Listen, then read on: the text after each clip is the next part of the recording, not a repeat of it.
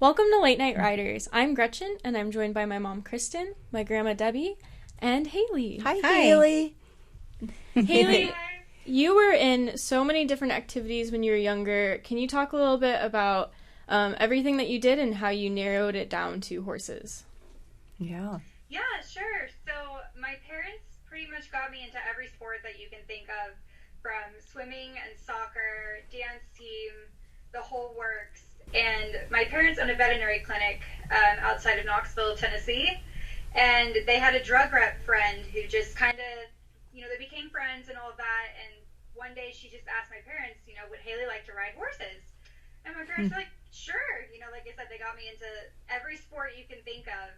And it just started from there. I started obviously as the up-downer, did a few little local shows, and slowly, as things got harder to balance, because that was when I was about 8 years old, is when I got my first pony, and I really started to get active in the horses.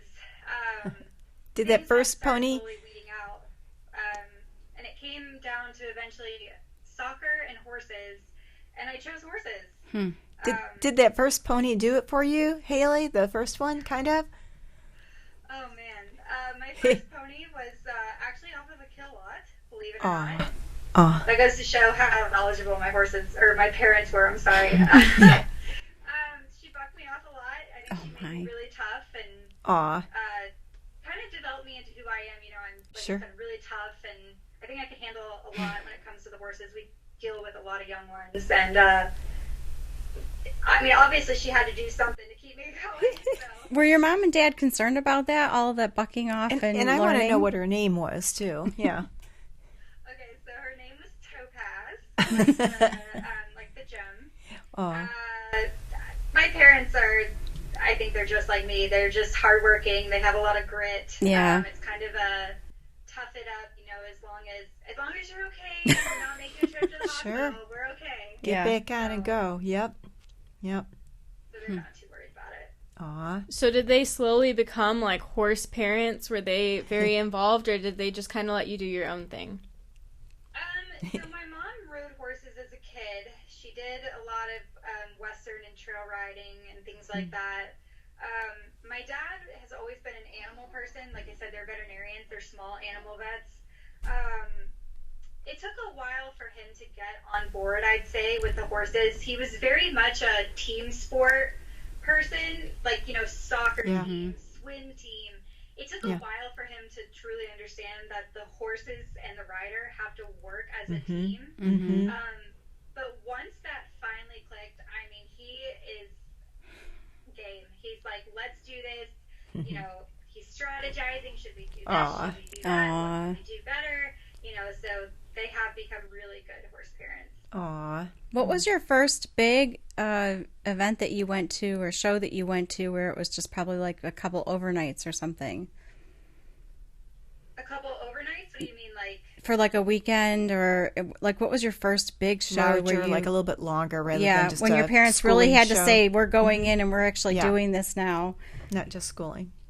I'd probably say I bought my first, real hunter. I was a tall 12-year-old, so after I graduated from my pony Topaz that came, like I said, off of the kill lot, we bought a hunter that we thought was just going to do the children's hunter, so the 3-foot. And I think at that point, it was finally like, okay, that's it. I still was balancing a few things, but I think at that point, it was like, okay, this is really happening. We're getting more involved and all of that. Did it work well with you, being that young with school and so forth? It sounds like you guys were really kind of shakers and movers, so it sounds like you probably just did the school, did the horses, and no worries.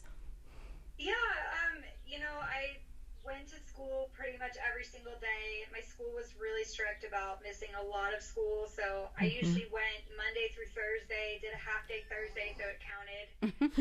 And then if I could skip Friday, I'd skip Friday and go to the horse show. I kept good grades, Nice. I was an average AB student. My teachers didn't really care, as long as I kept my grades up, and I told them ahead of time they worked with me. I'm just thinking of parents that listen, for their children too. They can do it. Yep. Very good. yeah, it's definitely doable. Mm-hmm. So at what point did you start like seriously competing and getting into those higher levels? So after high school, I did community college, and I did community college for part-time hours, and I did that more so that I could travel and I could show more, because obviously, like I said, high school, you have to be there Monday through Friday, 8 to 3, that kind of thing. So I'd say probably when I was 18 or 19 is when it really started to kick into high gear. I took, I did 2 night classes, and I think they were like Mondays and Tuesdays from like 6 to 9. So then that way I could go to the shows Wednesday through Sunday. I could come back, go to school, be gone again Wednesday through Sunday. And I had gotten all my prerequisites. I did all of that. And I always said, should I go back? What should I do? And we decided to take kind of backwards, but like a gap year from college instead of between the high school and the college. And so we did the gap year. We did the horses. We traveled more and more. And I actually didn't go back. So I would say after that point is when it really kicked into high gear, and that's when it all just kind of started to, we were traveling more, we were doing more, showing more, winning more, all of that. Okay. So what is it like to be competing at those higher levels? I mean, there's like so much stress. You've won so many different events, and like, what is that like? It's surreal.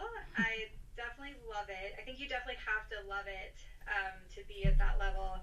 And something that I really love about it is that, especially at those upper levels, no matter what discipline we're in, they make it look so easy. Yeah. It's, it takes so much skill and a lot of time and practice and effort. Yes. But I don't know, it's hard to explain. I don't know. I always, as a kid, it's like, should I do a Grand Prix? Like, what would it be like to do a Grand Prix? And now all of a sudden, like, you're there and you've won a few.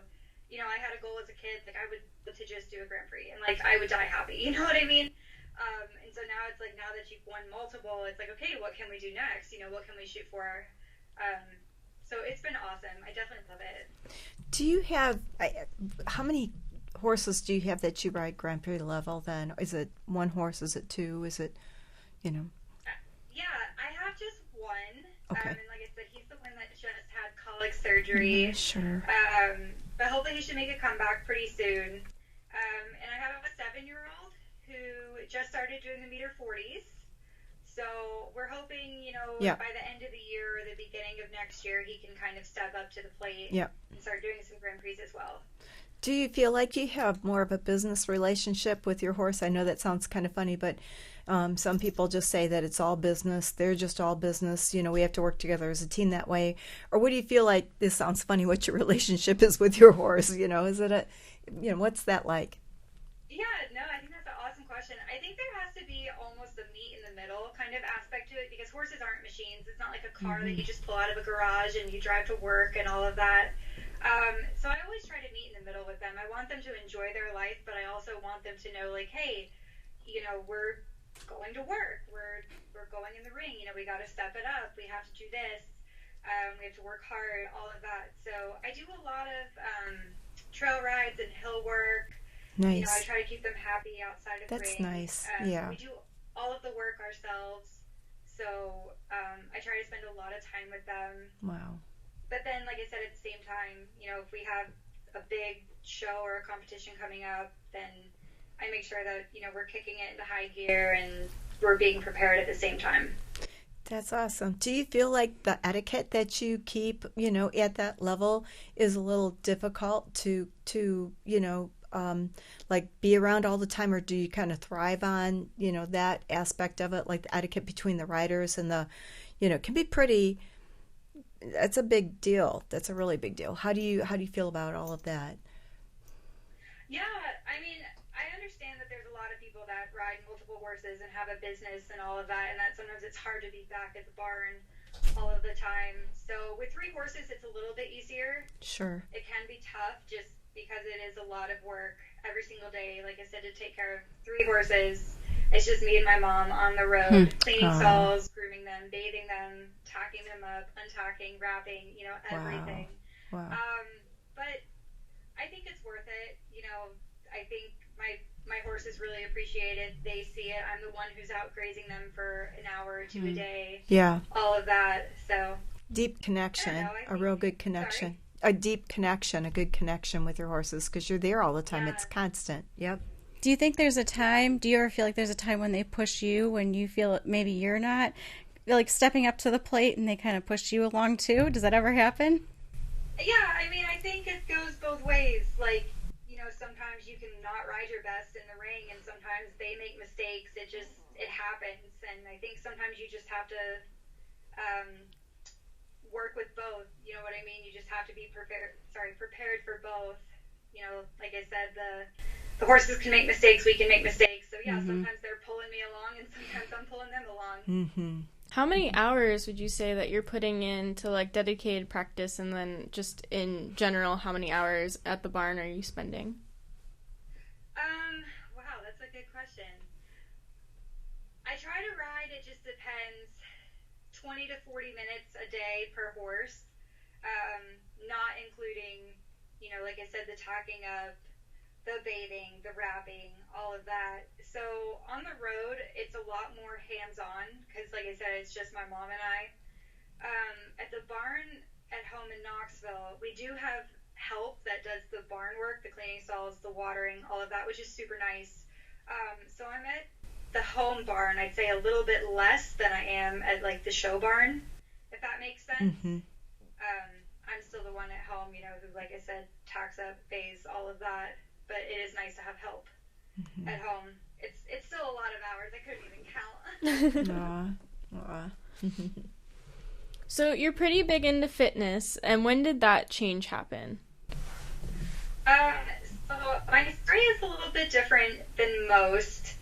I started fitness because my life hit rock bottom in 2013. A lot of people get into fitness because they have a big goal, or, you know, they want to look a certain way, something like that. But that was not the case for me. And I was one of those riders who said, horses, it's plenty of exercise. You know, I do all of the barn work. I don't really need anything else. But in 2013, it was like a series of unfortunate events. And to put it in a nutshell, because this story could go on forever, I'm going to make it kind of, you know, listener friendly. One day we had like all these disasters. We started by going to an amusement park, my family and I, just to take a nice relaxing day, you know, again, away from the horses and all of that. And we got in a car wreck, totaled the car, but we said, hey, it's okay, you know, we'll keep on going. I had a friend who picked us up, drove us to the amusement park. We were there for probably like an hour, and I have one neighbor. I live in a very rural area, and the one neighbor called and was really frantic and said, your house is on fire, your house is on fire. Wow. So we had to run out of the amusement park. The friend had to drive us there. My car was in the garage. My car got a lot of damage, and the house was a total loss. Oh my goodness.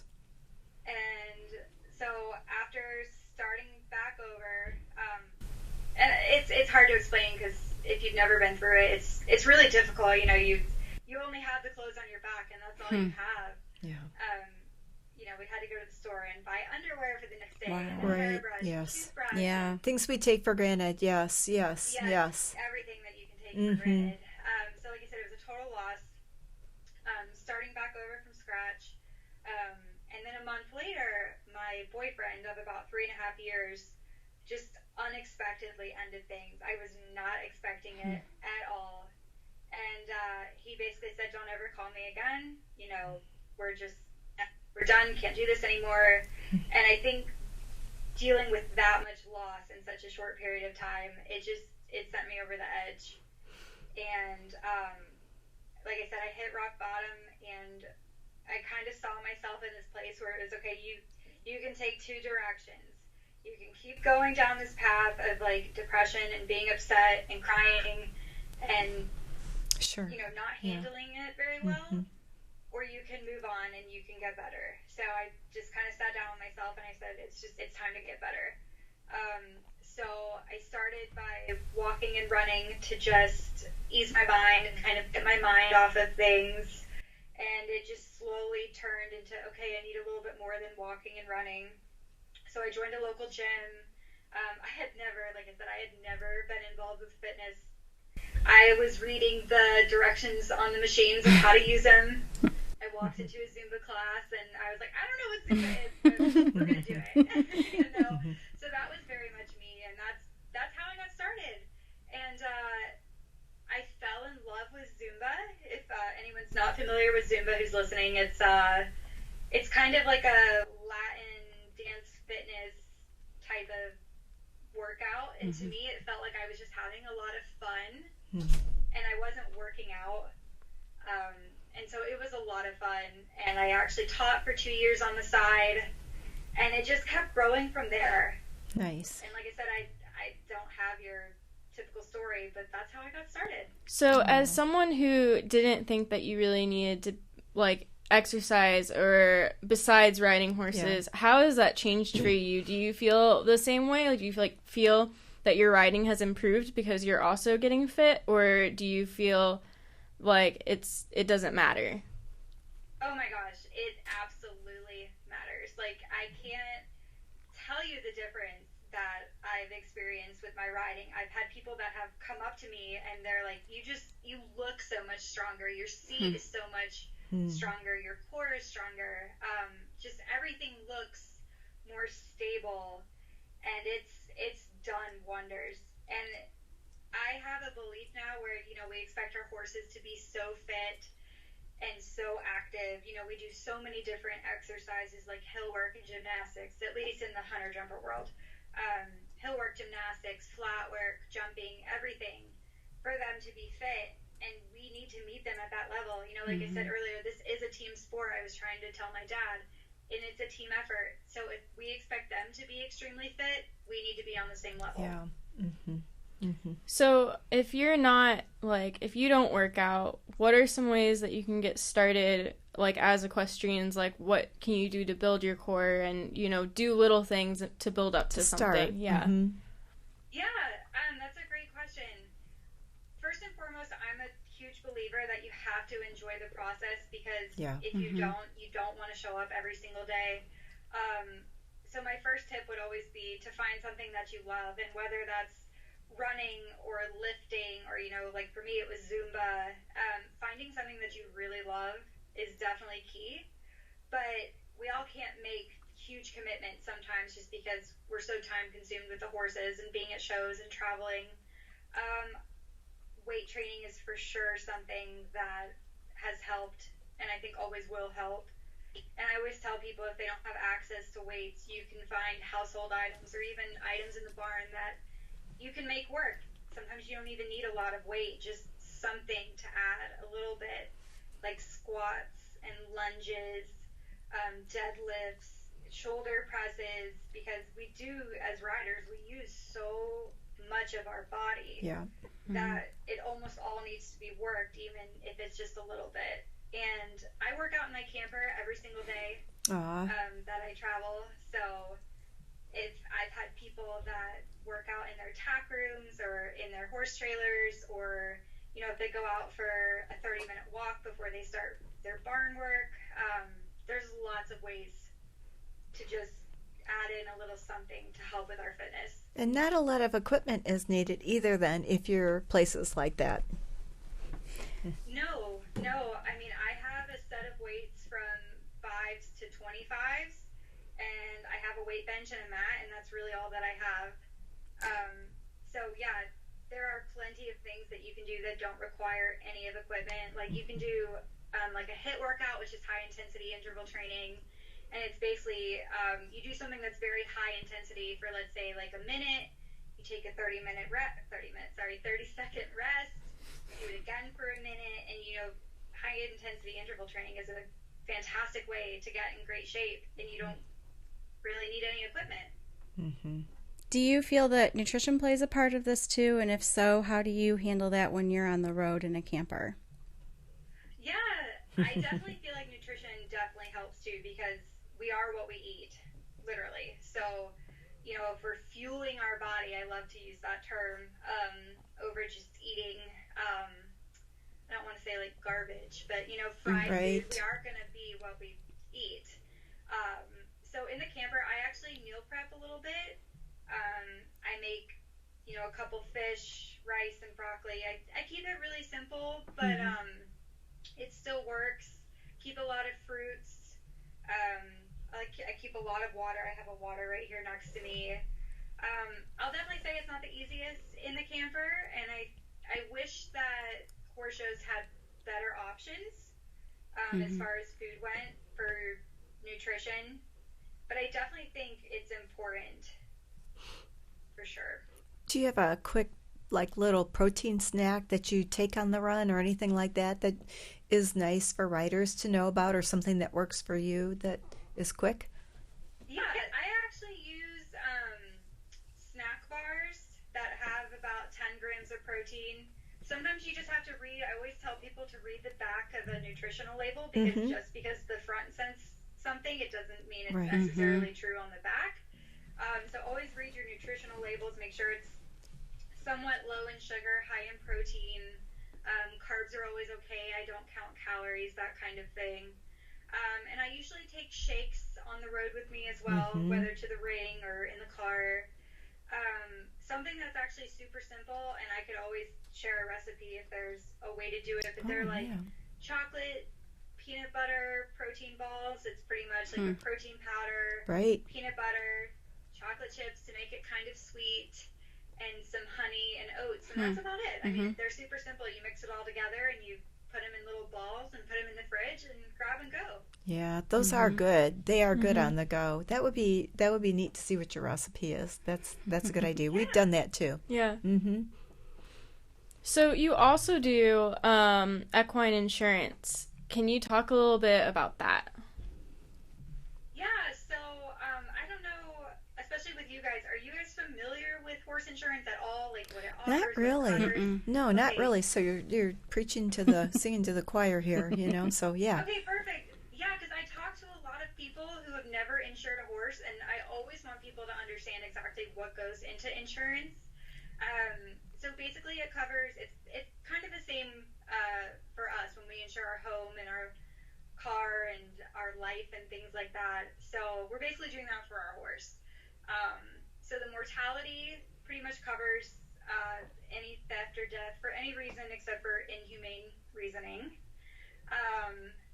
And then we have major medical, which is pretty much an all-around type of coverage, as long as it's non-routine, such as like x-rays, MRI, ultrasounds, shockwave, that type of thing. And there's a few other specific endorsements, but I think insurance is it's needed for sure. I think for people like me especially, I can't really replace my partner, and I feel like without it, I'm taking that huge risk, because I could go out on the road this weekend and someone else could hit me. We all see those horror stories and those pictures on Facebook and things like that. Someone could run into my trailer and I'm out my Grand Prix horse, and like I said, I don't have the money to replace him. So I definitely need insurance. I think it's always great to have. And especially with the major medical, for those that don't know, my Grand Prix horse just had colic surgery, June the 25th. Yeah, it was very unexpected, very heartbreaking. But yeah, without having that medical coverage, it's a lot of money, Yes. It's hard to be out of pocket that much. That's it's really right. nice to have the insurance company cover that for you. So... How long? It can come down to like that life or death decision, especially when it comes to colic. Yes. So. Yeah. Yes. How long will it take him to recover from that? So luckily he was on like the better end of the spectrum with colic surgery. So he just had a nephrosplenic entrapment, which basically meant his intestine kind of moved the wrong way and got trapped over his spleen. So all they had to do was just cut in. It was like a 6 to 7 inch incision. They pushed it back to where it needed to be, and they sewed him right up. Wow. So he didn't have to have any of the intestines taken out. There was nothing tangled or twisted. Yeah. So so his recovery should be relatively quick. We're hoping in about 30 more days from now, because it's been almost 4 weeks, or 3 to 4 weeks. We're hoping in about 30 more days we can start things back up. Nice. Well, all right. We're going to take a short break, and when we come back, we'll enter our next segment, Canter Banter. Do you love horses and live the equestrian lifestyle? Be sure to check out our brand new blog at www.yourhorsefarm.com. We publish 3 posts per week and feature a free printable equine checklist every month. Yourhorsefarm.com is a great equine online resource, so be sure to share with all the horse lovers in your life. And remember, laugh much and ride often. Our next segment, Canter Banter, is brought to you by RAMM Horse Fencing and Stalls, the one-stop shop for your horse farm. RAMM is family-owned and operated and has been in business for over 30 years. We welcome you to call in and speak with an expert about your next project today at 866-653-8984. Again, that's 866-653-8984. And we're back. On this segment of Canter Banter, we all know how horses spook, and this segment we're going to talk about, the scariest of things. Scariest, yeah. So, Haley, can you tell us a little bit about your spooky story? Oh, yeah. So, I was in Hits, Ocala one year. For those who know, they can picture this perfectly. This was before the big stadium was built across the street in the Grand Prix ring, as we all know it. It is still called the Grand Prix ring, but it was their biggest ring at the time. And I was on the way up to do the high junior amateurs. The Grand Prix was currently going on, and it had rained and rained and rained the day before. So the track was flooded, the ring is up a little bit on a hill, and there was water pretty much everywhere. And my Grand Prix horse, which, like I said at the time we were doing the highs, he will jump anything you ever ask him to, but he will not get near a puddle. No matter how big or how small. He does not want to get his little feet wet. Scary puddles. And so I was trying to find ways to get to the warm-up ring because I had planned on going early in the class. And like I said, there were puddles everywhere. There was so much rain and so much water. And he just kept spooking at the puddles down below, and he just kept getting closer and closer and closer to the fence, which, mind you, is very small. Like I said, for those who have been to Ocala, they can picture this perfectly.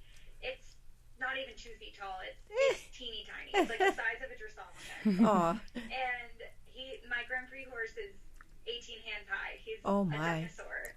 Wow. And so he kept spooking, and he kept getting closer to the fence. Right in front of the steward, watching the warm-up ring on the golf cart, he hits the fence and falls into the schooling ring on top of me. And his legs are like, oh my God, like, what just happened? Oh, no. I broke my hip. Not then. I broke my hip in 10. But he landed on that hip. And I was just thinking, right, like, I broke my hip. Like, here we go again. And, I had people come running over, and they're like, oh my gosh, are you okay? Is everything fine? And I was like, yeah, like, we're good, I think. Like, we're both standing, we're soaking wet, but we're good. And, everyone was joking, at least you had a really soft landing, and all of that. So, yeah, we were both okay, and ironically, we were the only ones clear in our class, and we won. Oh, my goodness. Awesome. That is just unbelievable. My goodness. Yeah. That is so funny that he is so big and he's just so afraid. I mean, this little jump, right? And this big horse, and then boom, falls down. I mean, that's pretty dramatic, actually. It's very dramatic. Yeah, and it was like in slow-mo. It was literally like he hit it, and it was just like... Aw, those silly it was horses. embarrassing, but funny, and Cute. we laughed it off, and Very cute. Everyone was fine. Glad everybody was good. That's the most important part right there. So, Haley, Yeah. what platforms can we find you on? If our listeners want to find you and follow you, where can they find you at? Yeah, awesome. So I work mainly off of Facebook and Instagram. My personal pages, which are just pretty much horses, It's just my name, Haley, Haley, Gassel, Gassel. And I keep some fitness stuff, pretty much just fitness, because I know that not every horse person is into fitness, and not every fitness person is into horses. So I keep them usually pretty separate. And my, what do you call them? Like my @ name is Jumping Into Fitness. Okay. perfect. Okay, good. All right. Okay. For both Facebook and Instagram. Okay. Okay. Awesome. Well, we hope you enjoyed listening to our podcast and encourage you to share with all your equestrian family and friends. You can tune into the Late Night Riders podcast show every Friday night. Each episode will be uploaded exclusively on YouTube, where you can subscribe to our channel to stay up to date with all of our latest shows. Do you have a topic you'd like to discuss? We want to hear from you. You may email us at podcast@ramfence.com or feel free to leave a comment below. Thank you again for listening. Thanks, Thank you, Haley. Thank you. Thank you. Thanks for having me.